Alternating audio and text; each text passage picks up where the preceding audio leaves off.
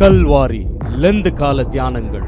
அப்பா பிதாவே, இந்த நல்ல நாளுக்காக நன்றி செலுத்துகிறோம் ஆண்டவர். இந்த நாளிலும் கர்த்தாவே, இதோ எங்களை ஒன்றிணைத்து உம்மை துதிக்கும்படியாக கர்த்தாவுடைய வசனத்தை தியானிக்கும்படியாக கொடுத்த இந்த கிருபைக்காக நன்றி செலுத்துகிறோம் ஆண்டவரே. இதோ நீங்கள் பாருங்கப்பா, இதோ நாங்கள் பேச போகின்ற ஒவ்வொரு வார்த்தையும் கர்த்தாவுடைய வசனங்களாக இருக்கும்படியாக உங்கள் கருத்தை கொடுக்குறோம் ஆண்டவர். நீர் என்னோட பேசுங்க, நீங்கள் இடைப்படுங்க ஆண்டவரே. இதோ என்னை மறைத்து நீங்கள் வெளிப்பட வேணுமோ உங்கள் கருத்தில் ஒப்படுக்கிறோம் ஆண்டவர். எல்லா வார்த்தைகளும் உங்கள் கருத்தில் ஒப்படுக்கிறோம். எல்லாம் கர்த்தா உங்களுடைய சமூகத்தில் பிரீதியாக இருக்கும்படியாக உங்கள் கருத்தில் ஒப்படுக்கிறோம். எல்லாவற்றையும் மீட்பர் ரட்சகரமாகிய இயேசு கிறிஸ்து மூலம் கெஞ்சி கேட்டுள்ளோம் பிதாவே, ஆமேன். இந்த நாளிலும் இந்த கல்வாரி லெந்து கால தியானங்களுக்கு உங்கள் எல்லாரையும் வரவேற்கிறேன்.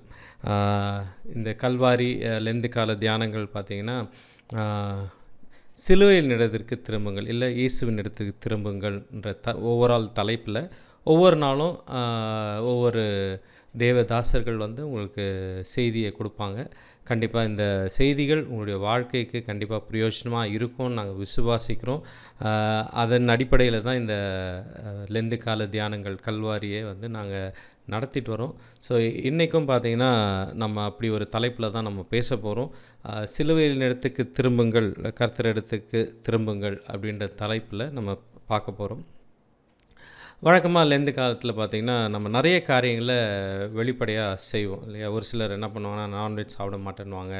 இல்லை ஒரு சிலர் ஒரு சில காரியங்களை நான் செய்ய மாட்டோன்னு சொல்லிவிட்டு வைராக்கியமாக அந்த 40 நாளும் இருப்பாங்க. ஓகே, அது செய்கிறது நான் சரி தவறுன்னு சொல்ல வரல, அது அவங்களோட விருப்பம். பட் என்னென்னா, வெளிப்புறமாக நிறைய காரியங்களை செய்கிறோம், ஆனால் நம்மளுடைய இருதயம் மாற்றத்துக்கு உள்பட்டிருக்கா அப்படின்னு நம்ம யோசித்து பார்க்கணும். நம்ம ஆண்டவருக்காக நிறைய காரியங்களை வெளிப்புறமாக செய்கிறோம், ஆனால் என்னுடைய இருதயத்தில் மாற்றம் அது கொண்டு வந்திருக்கா அப்படின்றத நம்ம இந்த நேரத்தில் சிந்திக்க அழைக்கப்பட்டிருக்கிறோம். என்னென்னா, இந்த லெந்து காலங்கள் நம்மளுடைய உடலை ஒடுக்கி அதை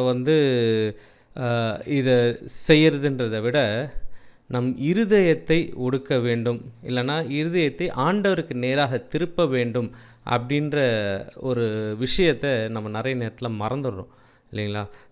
ஆண்டவருக்காக நம்ம இருதயத்தை கொடுக்கணுன்றதை விட்டுட்டு, ஆண்டவருக்காக நான் நான்வெஜ் சாப்பிட்றத விட்டுடுறேன், இல்லைன்னா நான் இந்த மாதிரி பேச மாட்டேன், இல்லை இதை செய்ய மாட்டேன் அப்படின்னு சொல்லிட்டு இந்த 40 நாளும் நிறைய பேர் செய்கிறோம். ஆனால் ஆண்டவருக்காக எதை செய்யணுமோ அதை முக்கியமாக செய்ய மறந்துடுறோம், சரிங்களா. ஸோ இன்றைக்கி நான் பேச போகிற காரியத்திற்கு ஆதாரமாக யோவேல் புத்தகம் 2ஆம் அதிகாரம் 12-13 வசனங்களை ஆதாரமாக எடுத்திருக்கோம்.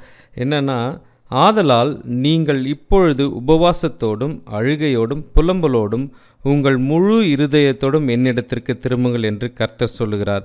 நீங்கள் உங்கள் வஸ்திரங்களை அல்ல, உங்கள் இருதயங்களை கிழித்து உங்கள் தேவனாகிய கர்த்தரிடத்திற்கு திரும்புங்கள். அவர் இரக்கமும் மன உருக்கமும் நீடிய சாந்தமும் மிகுந்த கிருபையும் உள்ளவர். அவர் தீங்குக்கு மனஸ்தாபப்படுகிறவருமாய் இருக்கிறார். இந்த இடத்துல யோவேல் சொல்லுங்க, உங்கள் இருதயங்களை கிழித்து உங்கள் தேவனாகிய கர்த்தரிடத்திற்கு திரும்புங்கள். ஸோ ஆண்டவர் இடத்துல நம்ம திரும்பணும் அப்படின்னா, முதலாவது நம்முடைய இருதயத்தில் ஒரு மாற்றம் வரணும், மனம் திரும்புதல் இருக்கணும், நம்முடைய இருதயத்தில் ஒரு மாற்றம் இருக்கணும். ஏன்னா நம்ம நிறைய நேரத்தில் ஆண்டவரை விட்டுட்டு தூரமாக இருப்போம். நிறைய பிரச்சனைகள் இல்லை ஏதோ ஒரு சோதனை வந்தால் நம்ம என்ன பண்ணுவோன்னா, ஆண்டவர் விட்டு ரொம்ப தூரம் போய்ட்றோம். வேதம் வாசிக்கிறது குறைஞ்சிரும், இல்லை ஜெபம் குறைஞ்சிரும். நிறைய காரியங்களை ஆண்டவர் விட்டு தூரம் கொண்டு போகிறதுக்கு நமக்கு நிறைய காரியங்கள் இருக்குது. அதுவும் இப்போ இருக்கிற டெக்னாலஜிக்கல் வேர்ல்டில் நம்ம மொபைல் எடுத்தால் நம்ம ரீல்ஸ் பார்க்குறதோ, இல்லைனா ஏதோ ஒரு விஷயம் நம்மளை டைமை கடத்தி கொண்டு போகிறதுக்கு நிறைய காரியங்கள் நம்ம கையில் இருக்குது. ஆனால் ஆண்டவரோடு இருக்கிற உறவில் நம்ம எப்படி இருக்கிறோம், ஆண்டவரோடு இருக்கிற உறவில் நம்ம எப்படி இருக்கிறோம், நம்மளுடைய மனம் திரும்புதல் எப்படி இருக்குது அப்படின்றத நம்ம இன்றைக்கி சோதித்து பார்க்க போகிறோம் முதல் காரியமாக. ஸோ அதுக்கு ஆதாரமாக பார்த்திங்கன்னா, நம்ம இந்த கெட்ட குமாரன் கதை நம்ம எல்லாருக்கும் தெரியும். என்னென்னா, ஆண்டவர் அந்த ஒரு எடுத்துக்காட்டை சொல்லியிருப்பார், ஒரு உவமையாக சொல்லியிருப்பார். ஒரு அப்பாவுக்கு 2 பிள்ளைங்க இருந்தாங்க. அதில் இளையவன் அவங்க அப்பா கிட்ட எனக்கு சொத்தை பிரித்து கொடுங்கன்னு சொல்லி கேட்டு அந்த சொத்தை எடுத்துகிட்டு போய் என்ன பண்ணுவான்னா, ஊதாரித்தனமாக அழித்து விட்டு அவன் அப்புறம் திரும்ப அப்பா கிட்ட வருவான். அப்போ இந்த இடத்துல ஒரு வசனம் ரொம்ப ஸ்பெசிஃபிக்காக போட்டிருக்கு. லூக்கா 15ஆம் அதிகாரம் 17வது வசனத்தில் பார்த்திங்கன்னா, அவனுக்கு அவனுக்கு புத்தி தெளிந்தபோது அவன், என் தகப்பனுடைய கூலிக்காரர் எத்தனையோ பேருக்கு பூர்த்தியான சாப்பாடு இருக்கிறது, நானோ பசியினால் சாகிறேன். நான் எழுந்து என் தகப்பனிடத்திற்கு போய், தகப்பனே, பரத்துக்கு விரோதமாக உமக்கு முன்பாகவும் பாவம் செய்தேன். இனிமேல் உம்முடைய குமாரன் என்று சொல்லப்படுவதற்கு நான் பாத்திரன் அல்ல. உம்முடைய கூலிக்காரில் ஒருவனாக என்னை வைத்து கொள்ளும் என்பேன் என்று சொல்லி. ஸோ இப்போ என்னென்னா, அவனுக்கு ஒரு மனம் திரும்புதலுக்கு முதலாவது அவனுக்கு என்ன இருந்ததுன்னா, ஒரு இருதயம் இருந்தது. அவனுக்கு புத்தி தெளிந்து என்ன ஆச்சுன்னா, அவன் ரியலைஸ் பண்ணான் அவன் என்ன தப்பு. புத்தி தெளிந்துன்னா அவன் அது வரைக்கும் அவனுக்கு ஒரு ரியலைசேஷனே வரல. அவனுக்கு அந்த சிந்தனையில் அவன் தவறு தான் செய்கிறான்றது அவனால் உணர முடியாத ஒரு கட்டத்தில் இருந்தான். ஆனால் இந்த இடத்துல அவன் ஒரு உணர்வு வந்தவனா ஆண்டவர் என்ன பண்ணுறாருன்னா, அவனுக்கு ஒரு உணர்வை கொடுக்குறாரு. அதான் இது ஓமை தான். ஆண்டவர் சொல்கிற காரியத்தில் பார்த்திங்கன்னா, அவனுக்கு ஒரு உணர்வு வந்தது அப்படின்ற ஒரு இது. நம்மளும் நிறைய நேரத்தில் உணர்வு இல்லாமல் நிறைய காரியங்களை நம்ம செய்கிறோம் இல்லையா? இது தவறு அப்படின்னு தெரியாமல் உணர்வே இல்லாமல் நிறைய காரியங்களை செய்கிறோம். ஆனால் அந்த உணர்வு ஒரு நாளைக்கு வரும்பொழுது நம்ம என்ன பண்ணணும்னா, அவன் செய்த ஒரே விஷயம், டைரெக்டாக எழுந்து என் தகப்பன் இடத்திற்கு போய் அவர்கிட்ட நான் மன்னிப்பு கேட்க போகிறேன். நான் உம்முடைய குமாரன் என்று சொல்லப்படுவதுக்கு நான் பாத்திரன் அல்ல, உம்முடைய கூலிக்காரர்கள் என்னை வைத்து கொள்ளும் அப்படின்னு சொல்ல போகிறேன் அப்படின்னா. ஸோ அப்போ நம்மளுடைய வாழ்க்கையில் நம்ம நிறைய நேரத்தில் நம்ம ஆண்டவரை விட்டு தூரம் போயிருக்கிறோம். ஆனால் நம்ம திரும்ப வரத்துக்கு யோசிக்கிறோம், இல்லை நான் எல்லாம் என்னை கரெக்ட் பண்ணிவிட்டு அப்புறமா நான் ஆண்டவர்கிட்ட வரேன். ஆனால் இந்த இடத்துல அவன் பார்த்திங்கன்னா, அவனுடைய இருக்கிறதுலே மோசமான ஒரு சூழ்நிலையில் இருக்கிறான். அவன் ரொம்ப தாழ்மையான ரொம்ப கஷ்டமான ஒரு சூழ்நிலை இருக்கான். ஆனால் அவன் திரும்ப தன்னை தேற்றி நான் எல்லாம் சரி பண்ணிவிட்டு அப்புறம் நான் எங்கள் அப்பா கிட்ட போய் நிற்பேன் அப்படின்னு அவன் சொல்லலை. அந்த சூழ்நிலையிலேருந்து அவன் என்ன சூழ்நிலையில் இருந்தானோ அந்த சூழ்நிலையில் நான் எழுந்து என் தகப்பன் இடத்திற்கு போவேன் அப்படின்னு சொல்கிறான். நம்ம நிறைய நேரத்தில் என்ன யோசிக்கிறோன்னா, இல்லை நான் அவர்கிட்ட போகிற அளவுக்கு நான் பரிசுத்தவான் இல்லை, நான் ஆண்டவர்கிட்ட போகிற அளவுக்கு நான் சுத்தமானவன் இல்லை, நான் தூரவே இருக்கேன், நான் சுத்தமானதுக்கப்புறம் அவர்கிட்ட போய்க்கிறேன் அப்படின்னு நிறைய நேரத்தில் நினைக்கிறோம். இன்றைக்கி மனிதனுடைய வாழ்க்கை எப்படி இருக்கும்னு நம்ம யாருக்குமே தெரியாது. இன்றைக்கு இருக்கிறவர்கள் நாளைக்கு இருப்போமானே தெரியாது. அதனால் இதுதான் time, this is the time. So நம்மளுடைய வாழ்க்கையில் நம்ம நிறைய நேரத்தில் ஆண்டவர் விட்டு தூர விலகி வந்திருக்கலாம். ஆண்டவர் கூட இருக்கிற உறவில் நிறைய நேரத்தில் நம்ம தூரமாக வந்திருக்கலாம். ஆனால் இன்றைக்கு இதுதான் நேரம். நம்ம மனம் திரும்புதலோட ஒரு உணர்வு வந்தவர்களாக மனம் திரும்புதலோட ஆண்டவரை நோக்கி நம்ம பார்க்கணும். சரிங்களா? இதுதான் நான் முதலாவது சொல்ல வந்தது. நமக்கு இருதயத்தில் ஒரு மனம் திரும்புதல் வேணும். அதுவும் அந்த மனம் திரும்புதல் எப்படி இருக்குன்னா, ஒரு 180 டிகிரி டர்ன், ஸ்ட்ரெயிட் ஆப்போசிட். நான் ஈஸ்ட் சைட் போயிட்டே இருக்கிறேன்னா டைரெக்டாக 180 டிகிரி ஆப்போசிட் வெஸ்ட் சைட் போகிற மாதிரி. அவன் எங்கேயோ ஒரு இடத்துல அவன் ஜாலியாக ஃப்ரெண்ட்ஸ் கூட போயிட்டு இருந்த அந்த பையன் என்ன பண்ணான்னா, அவனோட வாழ்க்கை அப்படியே கீழே போயிட்டே இருந்துச்சு. அப்போ டக்குன்னு அவனுக்கு உணர்வு வந்ததுக்கப்புறம் அப்படியே ஒரு டர்ன், 180 டிகிரி டர்ன், நான் என் அப்பா கிட்ட போவேன் அப்படின்னு சொல்லி திரும்பி வரான். நம்மளோட லைஃப்பில் நம்ம நிறைய நேரத்தில் இந்த மாதிரி ஒரு 180 டிகிரி டர்ன் எடுக்கிறதுக்கு நம்ம நிறைய நேரத்தில் யோசிக்கிறோம். சரியா, நான் எப்படி போகிறது, இல்லைனா பரவாயில்ல நாளைக்கு போய்க்கலாம், நாளன்னைக்கு போய்க்கலாம், இல்லை எல்லாம் சரி பண்ணிட்டு போகலாம், எல்லாம் இப்படி யோசிக்கிறோம். ஆனால் இன்றைக்கி ஒரு வார்த்தை சொல்கிறேன், நீங்கள் உங்களை சரி பண்ணிவிட்டு போகிறதுக்கு உங்களுக்கு நேரம் கிடையாது, இல்லை உங்களால் சரி பண்ணவும் முடியாது. நம்ம அவர்கிட்ட கொண்டு போய் கொடுக்கும் பொழுது அவர் எல்லாவற்றையும் சரிப்படுத்துவார். அதனால் இன்றைக்கி நம்ம செய்ய வேண்டியது, முதலாவது நம்முடைய இருதயத்தை கிழித்து நம்ம தவறு செஞ்சோன்னு உணர்ந்து நம்ம ஆண்டவர்கிட்ட திரும்பி போகிறது தான் முதலாவது நம்ம செய்யக்கூடிய காரியம். இரண்டாவது பார்த்திங்கன்னா, நம்ம என்ன பண்ணணும்னா, நம்ம இருதயத்தை தாழ்த்தி ஆண்டவரை நோக்கி பார்க்கணும் அப்படின்னு சொல்லி பார்க்க போகிறோம். நமக்கு தாழ்மையோட ஆண்டவரை நோக்கி பார்க்கணும் அப்படின்னு சொல்லி பார்க்க போகிறோம். 1 சாமுவேல் 7ஆம் அதிகாரம் 7ஆம் அதிகாரத்தில் ஒரு சம்பவம் இருக்குது. அந்த சம்பவத்தில் பார்த்திங்கன்னா, பெலிஸ்தருக்கு எதிராக இவர்கள் எகிப்தியர் பெலிஸ்தருக்கு எதிராக இஸ்ரவேலர்கள் தாழ்ந்து போகிறாங்க. அப்போ அந்த இடத்துல பார்த்திங்கன்னா, சாமுவேல் தீர்க்கதரிசி என்ன சொல்கிறாருன்னா, அப்பொழுது 3வது வசனம், அப்பொழுது சாமுவேல் இஸ்ரவேல் குடும்பத்தார் யாவரையும் நோக்கி, நீங்கள் உங்கள் முழு இருதயத்தோடும் கர்த்தரிடத்தில் திரும்புகிறவர்களானால் அந்நிய தேவர்களையும் அஸ்தரோத்தையும் உங்கள் நடுவிலிருந்து விலக்கி உங்கள் இருதயத்தை கர்த்தருக்கு நேராக மேலாக்கி அவர் ஒருவருக்கே ஆராதனை செய்யுங்கள், அப்பொழுது அவர் உங்களை பெலிஸ்தருடைய கைக்கு நீங்களாக்கி விடுவார் என்றான். அப்பொழுது இஸ்ரவேல் புத்திரர் பாகால்களையும் அஸ்தரோத்களையும் விலக்கிவிட்டு கர்த்தர் ஒருவருக்கே ஆராதனை செய்தார்கள். பின்பு சாமுவேல், நான் உங்களுக்காக கர்த்தரை மன்றாடும்படிக்கு இஸ்ரவேலர் எல்லாரையும் மிஸ்பாவிலே கூட்டுங்கள் என்றான். இந்த இடத்துல பார்த்தீங்கன்னா உங்களுக்கு ஒரு பிரச்சனை வருது. இந்த பிரச்சனை எதனால் வந்துச்சுன்றது செகண்டரி. ஆனால் இந்த இடத்துல சாமுவேல் தீர்க்கதரிசி வந்து சொல்கிறாரு, உங்கள் இருதயத்தை கர்த்தருக்கு திருப்புங்கள், அது மட்டும் இல்லாமல் அந்நிய தேவர்களையும் அஸ்திரத்தையும் உங்கள் நடுவிலிருந்து விலக்கி உங்கள் இருதயத்தை கர்த்தருக்கு நேராக்கி அவர் ஒருவருக்கே ஆராதனை செய்யுங்கள். முதலாவது நம்ம ஆண்டவருக்காக 180 டிகிரி டேர்ன் பண்ணிட்டோம். ரெண்டாவது என்னென்னா, நம்முடைய வாழ்க்கையில் நிறைய காரியங்கள் ஆண்டவருக்கு மேலாக வச்சுருக்கோம். நம்மளோட ப்ரிஃபரன்ஸ்னால் அந்த வரிசையில் பார்த்திங்கன்னா ஆண்டவரை நம்ம எங்கேயோ கீழே தான் வச்சுருக்கோம். அதுக்கு மேலாக என்னோடய கனவுகளாக இருக்கலாம், இல்லை என்னுடைய தேவைகளாக இருக்கலாம், இல்லைனா வந்து குடும்பமாக இருக்கலாம். மற்றவர்களை வந்து ஆண்டவருக்கு மேலாக, மற்ற காரியங்களை ஆண்டவருக்கு மேலாக நம்ம வச்சுருக்கிறோம். ஆண்டவரை வந்து எப்போயுமே கொஞ்சம் பின்னாடி சீட்டில் தள்ளிட்டு மற்ற காரியங்களில் இம்பார்ட்டன்ஸ், நம்ம யாருக்கு இம்பார்ட்டன்ஸ் கொடுக்குறோம்? ஆண்டவருக்கு இம்பார்ட்டன்ஸ் கொடுக்குறோமா நம்மளோட வாழ்க்கையில், இல்லைனா வந்து மற்றவர்களுக்கு இம்பார்ட்டன்ஸ் கொடுக்குறோமா? நம்ம ஆண்டவருக்கு இம்பார்ட்டன்ஸ் கொடுக்குறோம் அப்படின்ற பட்சத்தில் ஆண்டவர் கண்டிப்பாக நம்மளை வந்து உயர்த்துவார். ஆனால் இந்த இடத்துல இந்த சம்பவத்தில் பார்த்திங்கன்னா அந்த ஜனங்க என்ன பண்ணாங்களாம், எல்லாவற்றையும் விலக்கி கர்த்தர் ஒருவருக்கே ஆராதனை செய்தார்கள். ஸோ இந்த நேரத்தில் நம்ம யோசிக்கலாம், ஆண்டவருக்கு மேலாக நான் எதை வைத்திருக்கிறேன்? நான் யாருக்கு அதிகமாக இம்பார்ட்டன்ஸ், மனிதர்களுக்கா, இல்லை பொருட்களுக்கா, இல்லை பணத்திற்கா? எதுக்கு நான் அதிகமான இம்பார்ட்டன்ஸ் கொடுக்குறேன்? எதுக்கு அதிகமான நேரத்தை நான் செலவிடுறேன்? ஆண்டவரோடு ஒரு நாளைக்கு ஒரு 10 நிமிஷம் கூட என்னால் ஜெபிக்க முடியல, 10 நிமிஷம் கூட வேதம் வாசிக்க முடியல. அதை விட நான் ரொம்ப பிஸியாக இருக்கேன் பிரதர், நான் ரொம்ப பிஸியாக இருக்கேன் சிஸ்டர், என்னால் வந்து இதுக்கெல்லாம் டைம் கொடுக்க முடியாது. நிறைய நேரத்தில் நம்ம சொல்கிறோம். ஆனால் ஆண்டவருக்கு மேலாக எந்த காரியமும் இல்லாமல் எல்லாவற்றையும் விலக்கி நம்மளோட இம்பார்ட்டன்ஸ் ஆண்டவருக்கு கொடுக்கும்பொழுது ஆண்டவர் மற்ற எல்லா காரியத்தையும் நமக்கு வாய்க்க செய்வார். ஃபஸ்ட்டு ஆண்டவர்கிட்ட திரும்பணும். ரெண்டாவது வந்து நமக்கு ஆண்டவரை தவிர வேறு எதுவுமே இம்பார்ட்டண்ட்டாக இருக்கக்கூடாது. இந்த இடத்துல ஜனங்க வந்து என்ன பண்ணாங்கன்னா, சாமுவேல் தீர்க்கதரிசி சொன்ன பேச்சை கேட்டு அப்பொழுது இஸ்ரவேல் புத்திரர் பாகால்களையும் அஸ்திரோத்தையும் விலக்கிவிட்டு கர்த்தர் ஒருவருக்கு ஆராதனை செய்தார்கள். நம்மளோட லைஃப்பில் இன்றைக்கி யோசித்து பார்க்கலாம்.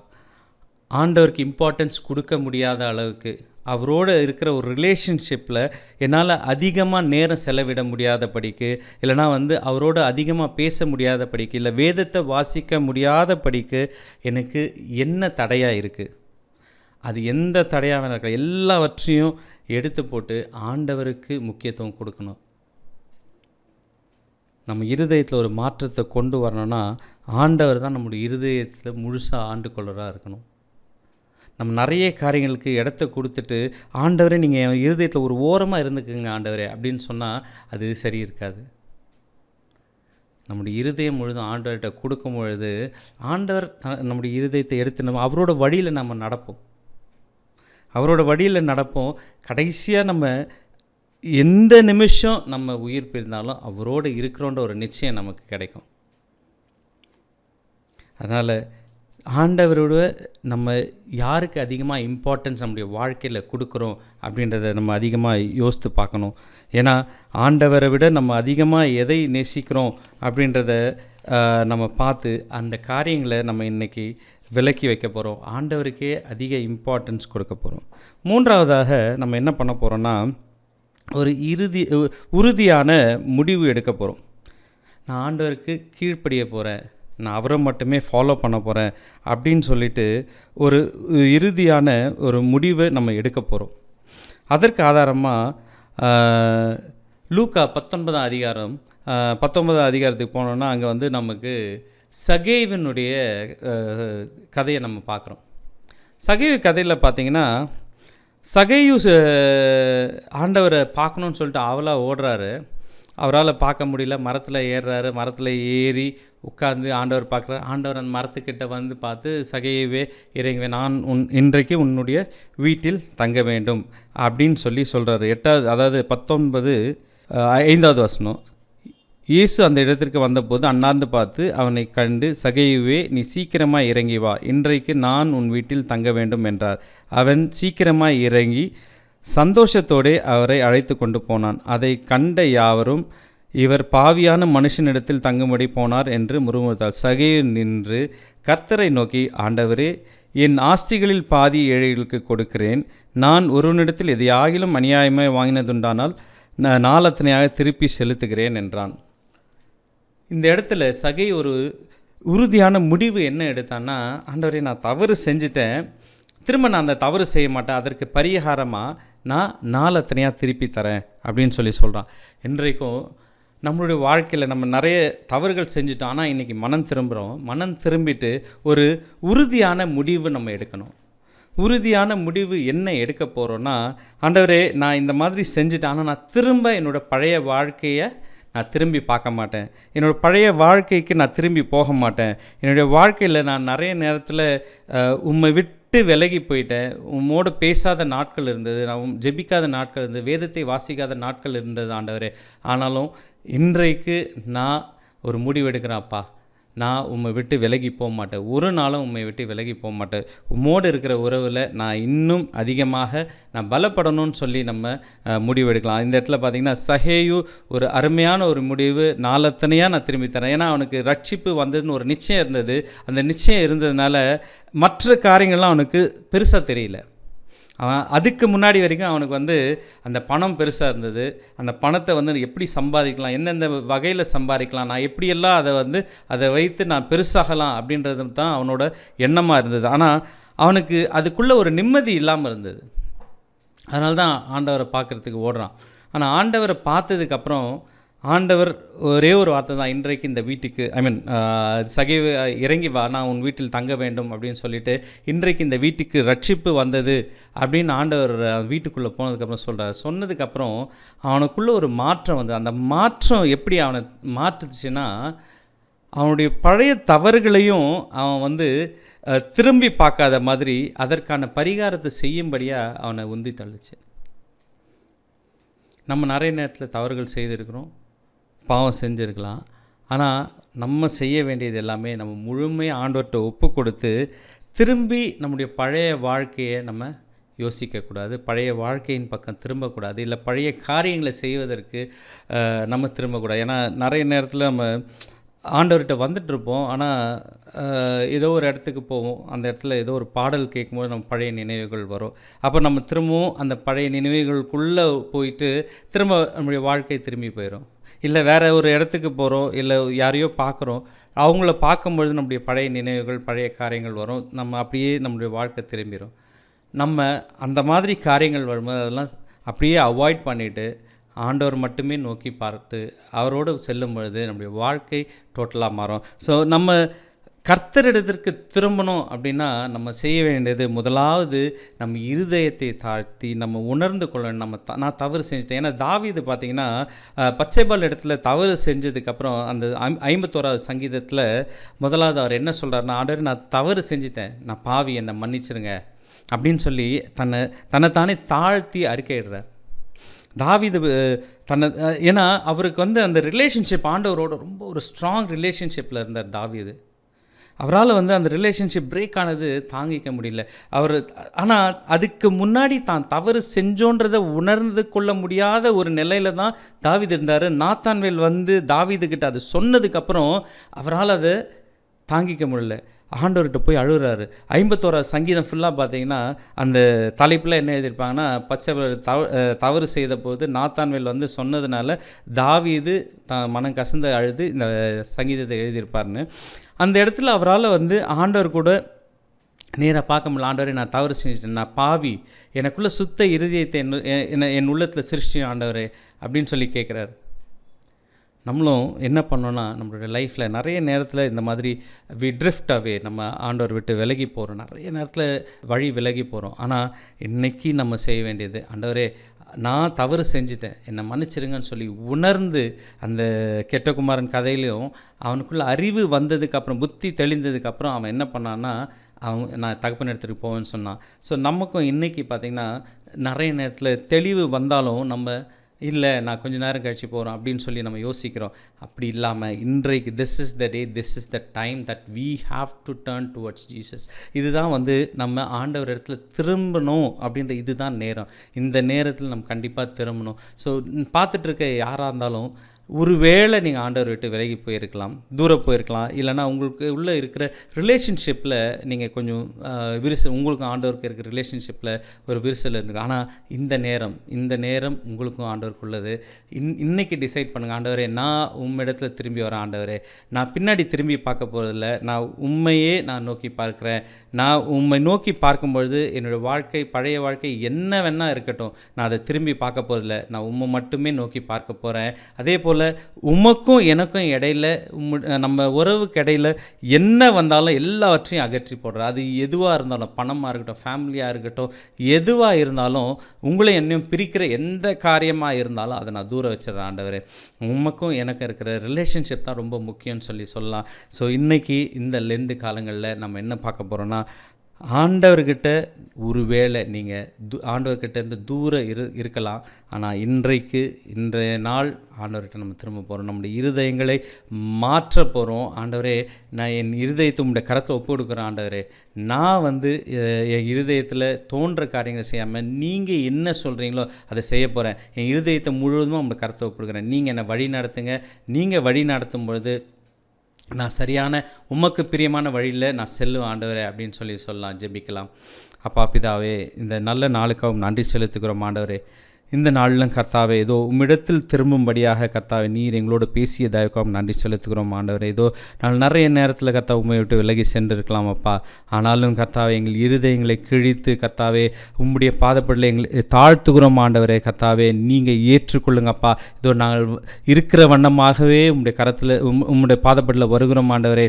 இதோ கர்த்தாவே நாங்கள் பாவிகளாகவே வருகிறோம். ஆனாலும் கர்த்தாவே நீங்கள் ஏற்று கர்த்தாவே எங்களை சுத்திகரித்து உம்முடைய பிள்ளைகளாக நீங்கள் மாற்றும்படி உடைய கரத்தை ஒப்படுக்கிறோம் அப்பா. அப்படி நீங்கள் செய்ய வேண்டியதாக நன்றி செலுத்துகிறோம் ஆண்டவரே. உமக்கும் எங்களுக்கும் இருக்கிற உறவில் கர்த்தா அநேக தடைகள் இருந்தால் எல்லா தடைகளை அகற்றி போடுங்கப்பா. கர்த்தாவே நம்ம ரெண்டு பேருக்கு இடையில் எந்த காரியமாக இருந்தாலும் அவை எல்லாவற்றையும் இந்த நேரத்தில் அகற்றி போடுறோம் ஆண்டவரே.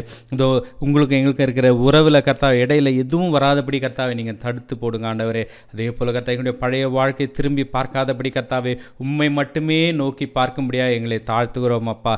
நாங்கள் எல்லா நேரத்திலும் கர்த்தாவே உண்மை மட்டுமே நோக்கி பார்க்கணும் அப்பா. அப்படிப்பட்ட வாழ்க்கை எங்களுக்கு தாருங்க அப்பா. அதற்காக கர்த்தா எங்கள் ஒவ்வொருத்தரும் பாதப்பிள்ளை தாழ்த்துக்கிறோம் அப்பா. நீங்கள் எங்களோடு இந்த வழி நடத்துங்க.